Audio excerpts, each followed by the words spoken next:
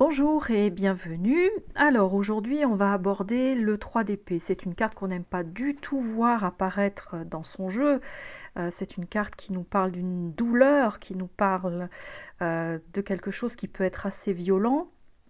Et on a le mental qui, comme ici on le voit, qui blesse le cœur. Et toute la question est de savoir comment on va gérer le problème et comment on va s'en sortir. Donc la représentation la plus classique, c'est comme ici dans le Radiant Tarot, c'est 3 épées qui transpercent le cœur. Donc ça c'est la plus classique des représentations. On va voir une autre façon d'aborder le 3 d'épée ici avec le tarot du royaume caché.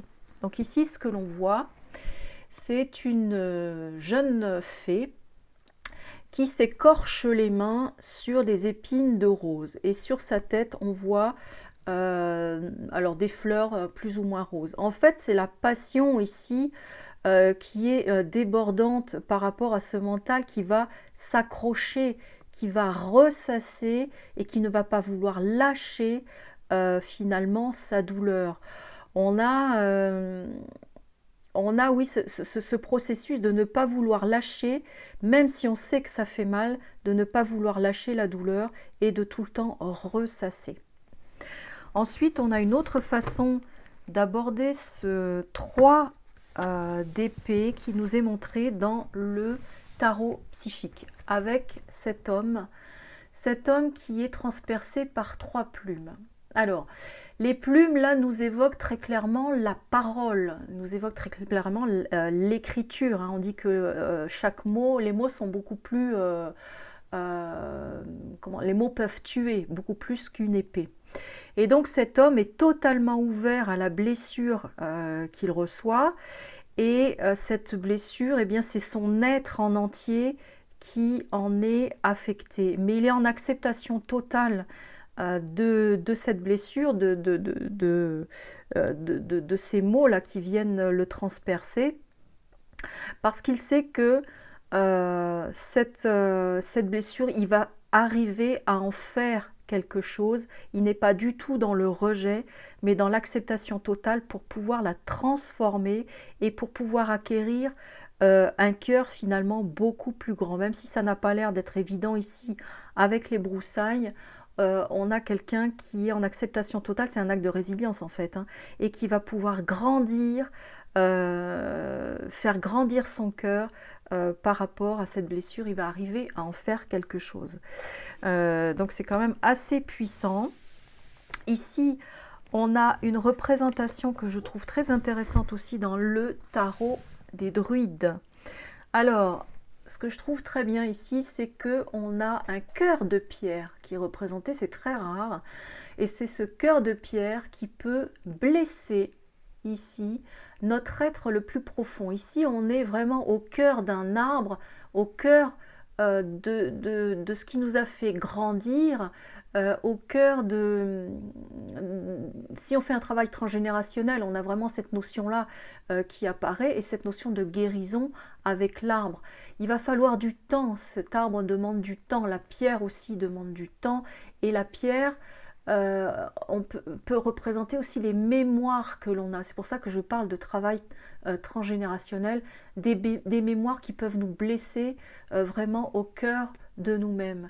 Cette carte peut être aussi interprétée dans le sens inverse, c'est-à-dire que toute la sagesse que l'on a depuis des lignes, des vies et des vies, toute cette sagesse va pouvoir être communiquée de façon très objective pour adoucir ce cœur et pour ne plus se positionner en tant que victime, mais pour quelque part nous renforcer sans nous fermer complètement.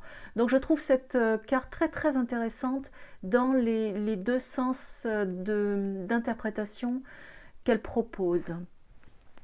Ensuite, on a une autre interprétation que je trouve très très belle aussi dans The Everyday Enchantment Tarot. Ici, on a le symbole d'une couturière. Alors la couturière, eh bien c'est celle qui crée. Elle va créer une œuvre qui lui ressemble, mais elle va aussi réparer. Elle a cette notion de pouvoir réparer. Et ici, ce que l'on voit qui est très intéressant, c'est qu'elle se distancie de sa douleur. Le cœur, en fait, ce n'est pas son cœur, mais c'est un pic-épingle. Et c'est simplement son maquillage qui dégouline en fait, mais ce n'est pas elle. Ce n'est pas elle qui est atteinte au plus profond d'elle, mais c'est juste un aspect d'elle. Même si ça fait mal, il faut laisser passer et elle va pouvoir en créer quelque chose. Au départ, ici avec les ciseaux, elle va couper court à cette douleur pour pouvoir en créer, pour pouvoir réparer et créer autre chose. Donc on suppose que cette douleur, elle est d'origine affective ici avec la photo que l'on voit derrière, mais ce qu'il y a d'intéressant, c'est que derrière elle, il y a, effectivement, on voit la tempête, on voit le symbole d'une seule pie, et une seule pie, c'est le chagrin ou la colère, mais ce qu'on voit aussi, c'est la possibilité de voir la lumière au bout du tunnel, et surtout ce petit chat ici qui veille à l'indépendance, c'est-à-dire que oui, ok, laisse couler, laisse passer, mais récupère ton indépendance et tu vas voir qu'au bout, il y a la lumière qui peut à nouveau entrer dans ta vie. Et là, ce symbole est vraiment, vraiment superbe, je trouve, la distanciation que l'on peut faire par rapport à sa douleur et la réparation et créer quelque chose de nouveau de ses propres mains et quelque chose qui nous ressemble. Voilà, ce symbole est vraiment très, très beau. Et puis, alors là, très étonnant, très étonnant, dans le tarot for the Great Outdoors, une représentation extrêmement positive, et c'est la première fois que je vois ça, de ce 3 d'épée. Alors ici, on a un groupe de 3 jeunes femmes qui font du ski. Ici, la première, elle a l'air d'être très à l'aise, la deuxième un peu moins, et la troisième pas du tout. Mais ce qui fait qu'elles peuvent rester ensemble, eh bien, c'est qu'elles ont défini au départ leurs propres limites, à la fois pour elles-mêmes, mais à la fois aussi vis-à-vis des autres. Et le fait d'avoir été extrêmement honnête, lucide vis-à-vis de soi-même et vis-à-vis des autres, eh bien, ça va permettre la cohésion du groupe. Et malgré les différences de chacune dans leur niveau d'expression et leur niveau de maîtrise, en fait, ça va pas changer le fait qu'elles vont bien s'amuser ensemble, on le voit, et qu'elles vont pouvoir évoluer malgré tout ensemble. Alors ça, vraiment, c'est une représentation du 3 d'épée, je ne m'attendais pas du tout à ça, de le retrouver un jour, mais je trouve ça magnifique. Voilà, alors donc, et vous, de quelle manière vous gérez ce 3 d'épée ? Je vous souhaite une excellente journée, à bientôt.